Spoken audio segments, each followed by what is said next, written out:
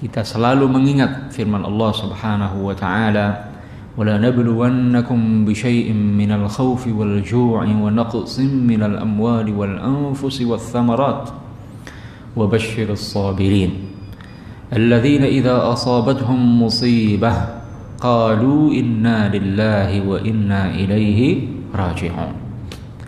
Wala nabluwannakum bisyai'in minal khaufi wal ju'. Sungguh aku akan menguji kalian dengan sebagian dari rasa takut. Wal ju', rasa lapar, kekurangan makanan. Wa naqsim minal amwali wal anfusi wath thamarat, kekurangan jiwa, banyak yang mati, kekurangan harta benda, kekurangan buah-buahan. Itu bala ini pasti akan dikirim oleh Allah Subhanahu wa taala kepada kita. Wa basyyiris sabirin, Muhammad, berilah kabar gembira kepada orang-orang yang bersabar.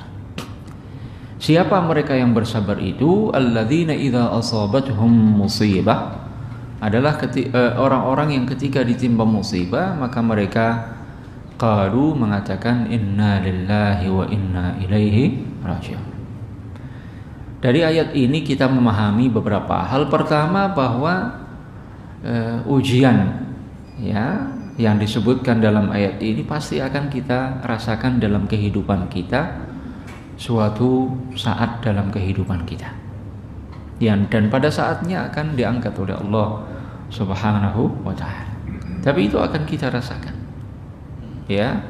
Sekarang kita yang tidak terkena virus ini dan mudah-mudahan seterusnya tidak akan terkena oleh virus ini, ketakutan sedikit atau banyak kita merasakan takut.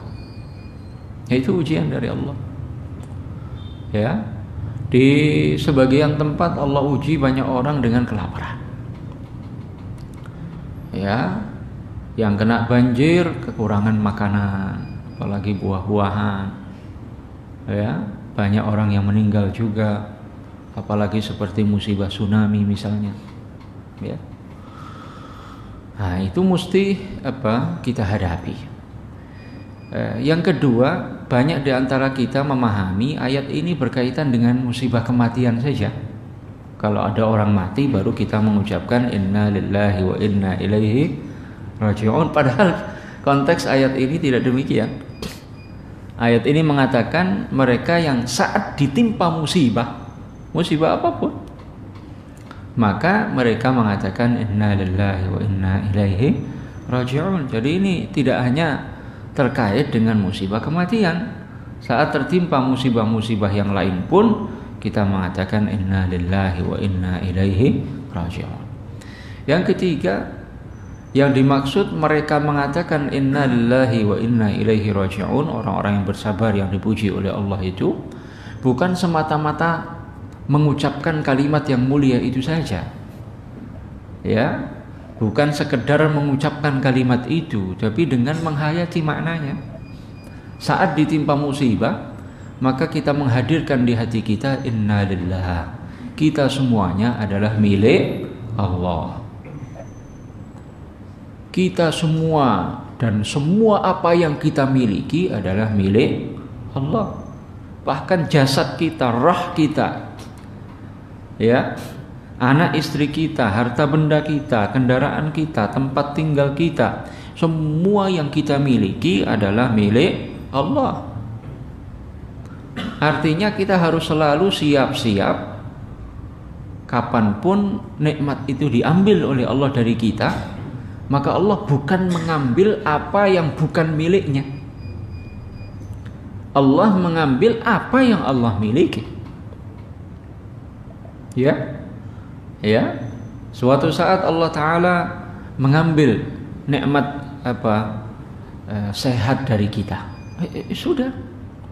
Itu Allah bukan ngambil milik yang lain dan bukan milik Allah. Itu milik Allah itu. Suatu saat Allah Ta'ala ambil dari kita nikmat adanya orang tua kita atau anak istri kita. Itu milik Allah. Ya. Nah, kita harus sadar betul Allah tidak mengambil apa yang bukan menjadi miliknya, itu miliknya. Ya, suatu saat Allah ambil dari kita harta benda kita, kena banjir, sekian harta benda ludes, nggak sempat diselamatkan. Jangan marah kepada Allah, jangan memprotes Allah, jangan menyalah-nyalahkan Allah, jangan mengatakan Allah zalim, karena Allah mengambil apa yang Allah miliki. Ya, nah, dan begitu seterusnya. Jadi inna lillah, kalimat ini menegaskan bahwa kita semuanya ini adalah milik Allah. Kita dan apapun yang kita miliki adalah milik Allah. Kapanpun Allah ambil nikmat itu dari kita, sekali lagi Allah tidak berbuat zalim, Allah tidak berbuat salah, Allah tidak mengambil apa yang kita miliki dan tidak dimiliki oleh Allah, bukan. Allah mengambil apa yang Allah miliki secara hakiki. Ya, nah, di saat nanti roh kita diambil oleh Allah Ta'ala, itu juga Allah ngambil apa yang menjadi miliknya. Jadi inna lillah maknanya apa? Menafikan. Ya, jangan sampai kita ini memprotes, menyalah-nyalahkan Allah, mencaci maki Allah karena marah, karena emosi. Tidak. Kita berserah diri kepada Allah, apapun yang Allah perbuat kepada kita, ya, nah, maka Allah berbuat terhadap apa yang Allah miliki, sehingga Allah tidak disalahkan, Allah tidak diprotes. Ya, kalau kita punya sepeda motor, kita copot itu spionnya, ada yang protes enggak? Enggak ada. Motor-motor kita.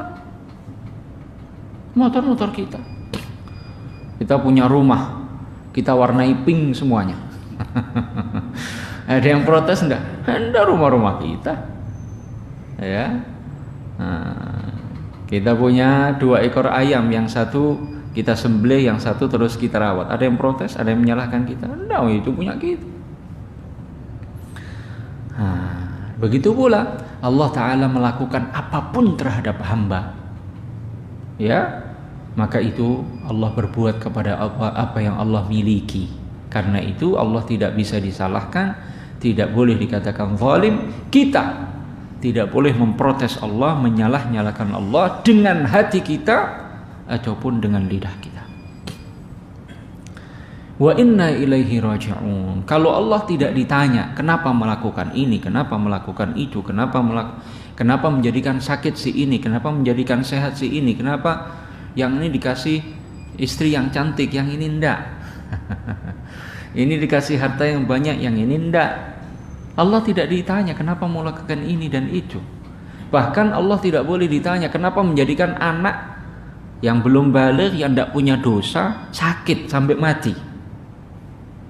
Allah tidak ditanya. Kenapa Allah menjadikan sebagian binatang sakit padahal dia tidak punya akal, ya, tidak melakukan kejahatan apa, tapi Allah jadikan sakit, tidak ditanya. La yus'alu amma yaf'alu wa hum yus'alun. Allah tidak akan ditanya tentang apa tidak yang diperbuatnya. Wa hum yus'alun. Ini makna wa inna ilaihi raji'un. Kita yang akan nanti wafat dan dihisab oleh Allah di yaumil qiyamah, kita yang akan ditanya kenapa melakukan ini, kenapa melakukan itu. Ya, kita yang akan ditanya kenapa melakukan ini dan itu, sedangkan Allah tidak ditanya kenapa melakukan ini dan itu.